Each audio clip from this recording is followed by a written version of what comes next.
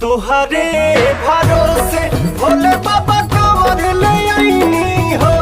हे भोले बाबा कांवर ले आईनी हो। हे भोले बाबा भूखल बानी सावन के सोमारी दुआरी जलवा लेके आईनी हो। हे भोले बाबा भूखल बानी सावन के सोमारी दुआरी जलवा लेके